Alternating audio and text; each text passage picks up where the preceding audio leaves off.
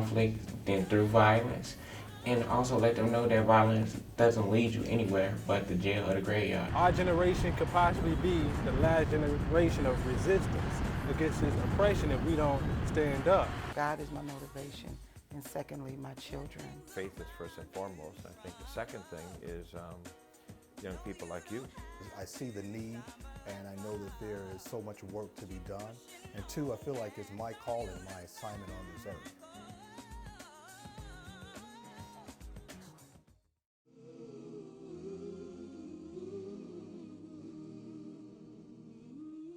Chicago, the Memorial Day weekend was a shockingly violent one. Over 3 days, 68 people were shot. To put that in perspective, that's more people shot in one weekend than wounded in a typical month in battle-torn Iraq.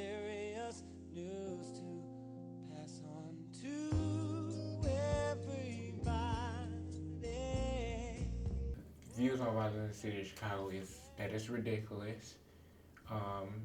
And it happens so much that we become normal to it. I live in the inner city of Chicago, and I see violence how other people see the sun. That's every day. And it's just normal. We don't ask why, we just keep going on with our everyday life, like nothing happened.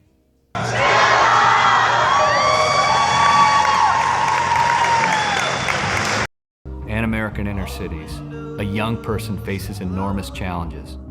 Poverty, illiteracy, and communities crumbling before their eyes. Here at home, drugs and gangs are an everyday reality for our youth. Our schools are struggling to keep students engaged. In many urban schools, only 50% of the students are graduating.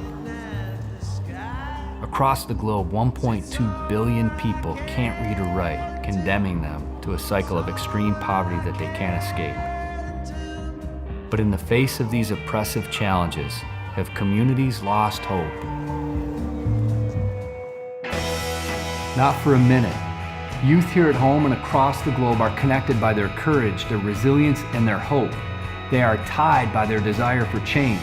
They just need the tools to make that change happen. 20 years ago, we started Build On to break the cycle of poverty, illiteracy, and low expectations through service and education. By engaging students to take action through after-school service programs, they're not only changing their communities from within, touching the lives of homeless and seniors and children in their own neighborhoods, but they are changing the world. I got introduced to Build On before I became to OR. My friend Jewel, she was in Build On way before I was. Then had to trick me into going to a service project. What I'm doing through Build On to combat the violence is we have a Stop the Violence group, and last year what we did, since we saw a lot of police brutality, we did a basketball tournament with the police officers, and we didn't play against them because we wanted to come together and empower each other. We played with them, and it was a lot of people that came out, and we had a great time. And this year what we did was go out to grammar schools and talk to them about violence and let them know there's a better way out of conflict than through violence, and also let them know that violence doesn't lead you anywhere but the jail or the graveyard. We judge ourselves not by what we have, but by what we give to other people. So through Build On, you're giving a lot. Fearless leading by the youth. We've been in existence since 2007. We actually grew from a summer program that was it was an economic employment opportunity for us, and we actually learned the organizing skill set through that program, and from there we had started our movement after the program with our name, and just with the motivation to start our own organization, a youth group. The motivation behind it was that us growing up in the community that we were in, Woodline, where we're based, where we're founded, where I'm born and raised, there wasn't so many options for us to go into. With us facing so many adversities in our communities, such as intraracial violence, we seen that we want to be more of a positive and a constructive force in our community, rather than a destructive force in our community. So that was the main push. Once we saw that this is a tool, community organizing was a tool that we can use to liberate ourselves and our community from these oppressions, the systems of oppression, And we was like, okay, let's get our friends involved. So we started recruiting our own friends to get involved in our campaigns and training our own friends in community organizing. I'm 20 years old and I'm a member of this community. I'm also a leader and an organizer with Fearless Leading by the Youth. We've been fighting the Trauma Center campaign for the past 2 years. We've been doing our best to raise awareness about the lack of trauma care on the South Side. We've been protesting at this hospital on a regularly for those past 2 years. We haven't received any collaboration from the hospital. We haven't received any any positive responses from the hospital as far as what can be done about trauma care on the South Side. I want to urge the University of Chicago to think about the area that it's sitting in. This area is one of the highest populations of gun trauma and trauma period in the city. And they're a massive hospital that should be able to help these people that are suffering from these injuries. We got a level 1 trauma center on the South Side, right? Right now, we had a level 1 trauma center, a trauma center campaign since 2010, but we finally had the University of Chicago to get a level 1 trauma center on the South Side after like around 15 plus years of the South Side being coined a trauma center desert. Right now, we actually have a Woodlawn Restorative Justice Hub right now. Fly is providing the community organizing one-on-one trainings for the Restorative Justice Hub. We have employment sections, we have job readiness skill sets, we have an art section, we have a Woodlawn reentry program that I'm a program coordinator of as well, where we have youth coming from the Juvenile Temporary Detention Center back into the community, in which we are able to connect them to resources and also back into high school, such as the Youth Connection Charter Schools, where we're sitting in front of the headquarters right now. Well, you know, I would recommend Fly because, for one, we are the flyers. I mean, come on. Okay. Who don't want to be fly? Everybody wants to be fly, right? But also we provide the training, the workshops, the skill set. You are dealing with youth organizers that's been in this for a decade almost now. We started Fly back in 2007. It's about to be 2017. So you are dealing with young, experienced, educated youth who's out here willing to educate other youth on how they can be a positive force and a constructive force in their community. Like for instance, we have many Fly leaders that's college students right now. I just graduated college last year, a private HBCU. They motivate me to keep going when I want to give up. They remind me of why I'm called to do what I do. And they physically help me in everything that I do. So I don't ever take full credit for anything. My children are always with me in everything that I do.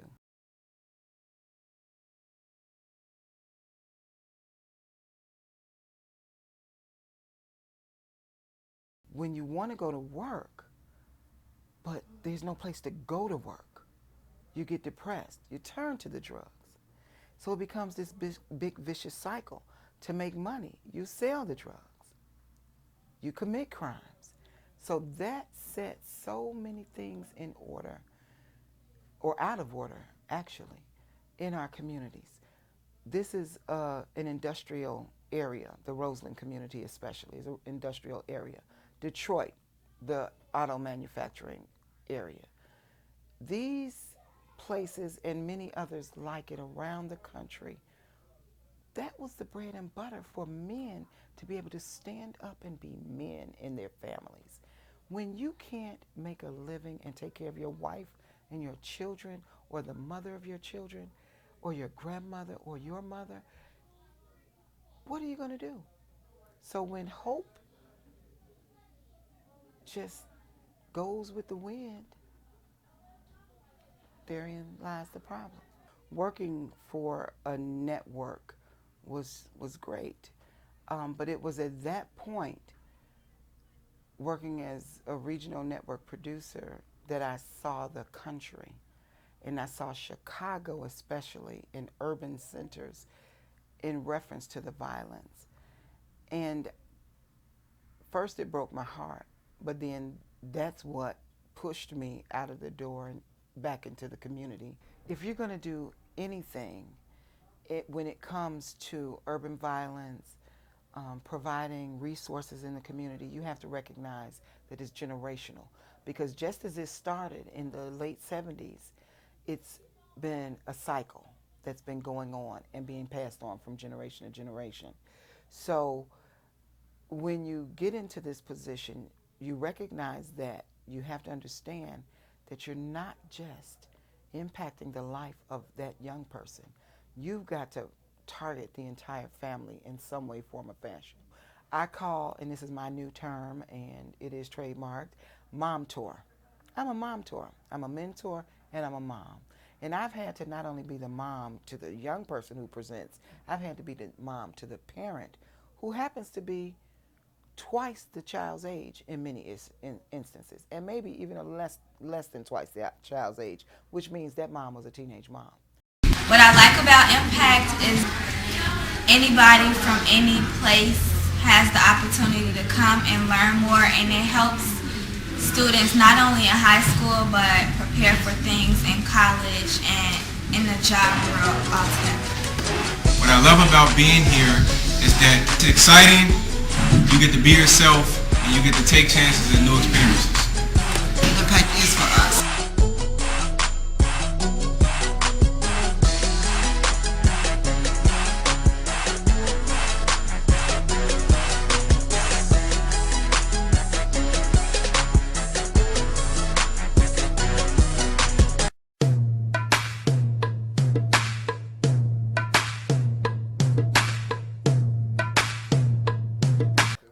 We are offering adult computer programming. We even deal with, one of our most delightful classes is the class for the seniors. They don't know how to use the smartphones and the tablets that their kids are getting them. They don't know how to talk on FaceTime or Google Hangouts and things like that. So we teach them that. We have a waiting list for our GED training class. We already have a plan for the Impact Education, Technology, Arts, and Wellness Center.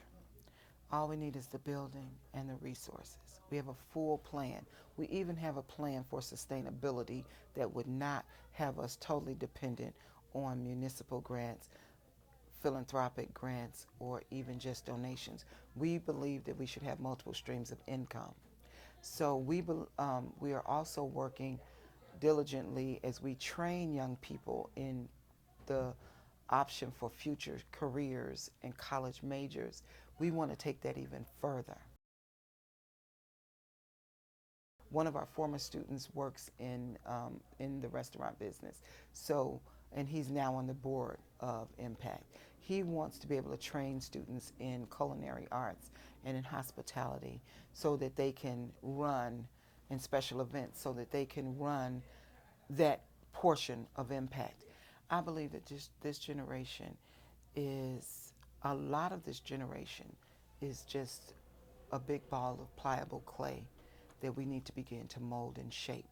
So I believe that if we can mold and shape these lives, we would have a wonderful community.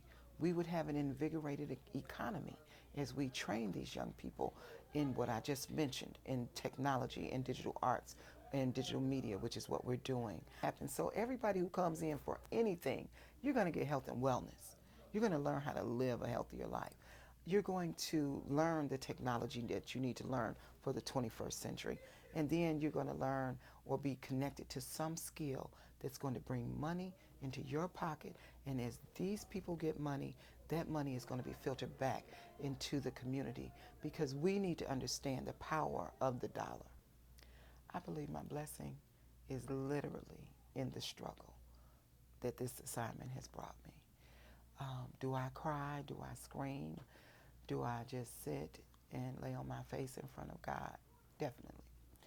I believe that there is a huge blessing for Impact.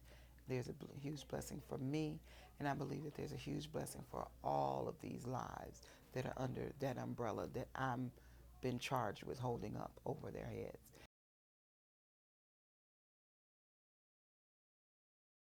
Getting in the mindset of our young people that guns is not the way you solve issues. What we're lacking is the will and the commitment of resources and opportunities to do it. The violence issue is extremely comprehensive. And so there's no one Band-Aid answer to it. It's job opportunities, it's good schools, it's options to get involved in positive things, it's economic developments of communities so that the south side and the west side look like the north side, so that communities have equal access to services and to economic development.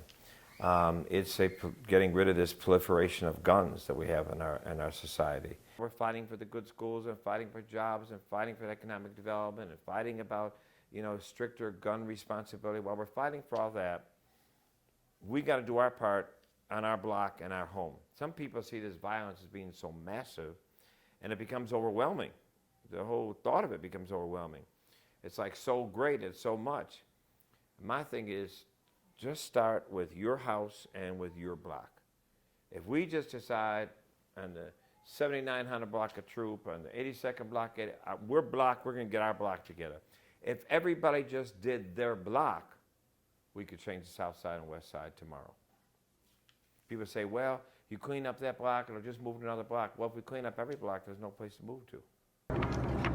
We ask for you today, right now, in this moment, to take hold of the movement that is happening all over the country. Yes. All over the city. Yes. Where there's a new generation Yes. that is rising up Yes. and standing up Yes. for the justice that you seek in this world. Yes, God.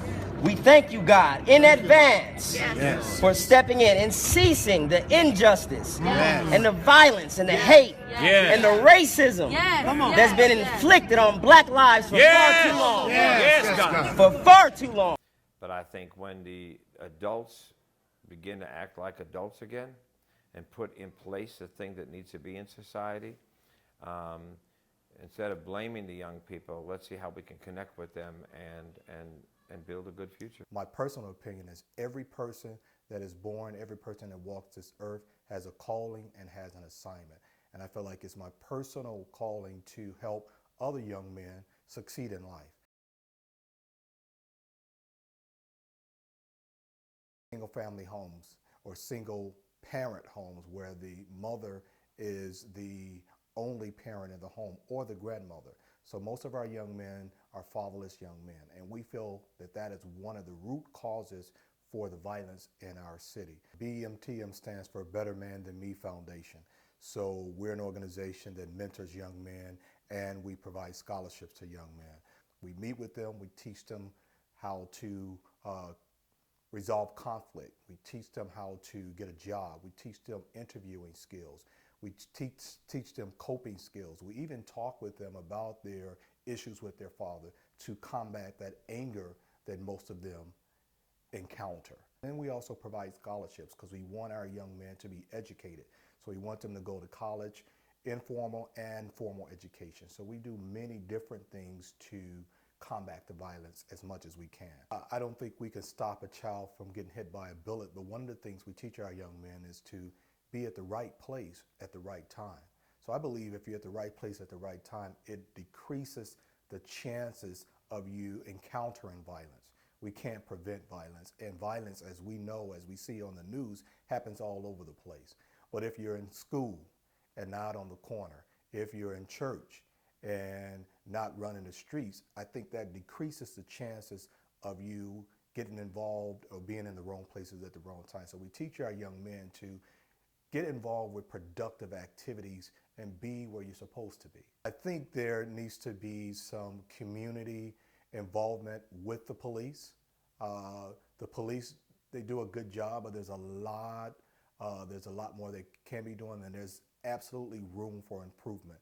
And I think one of the things that Chicago can do and the community can do is abandon this idea of don't snitch, don't tell, right? We need to learn how to hold our sons accountable. And part of being a man is being accountable, holding yourselves accountable. So one of the things I think we can do, mothers, fathers, raise your sons, hold them accountable, and abandon the idea of not snitching. And I am motivated, even when I'm tired, even when I'm discouraged, to keep going, to help young men succeed and be better That's where our name came from, Better Man Than Me. Get back to that block club mentality.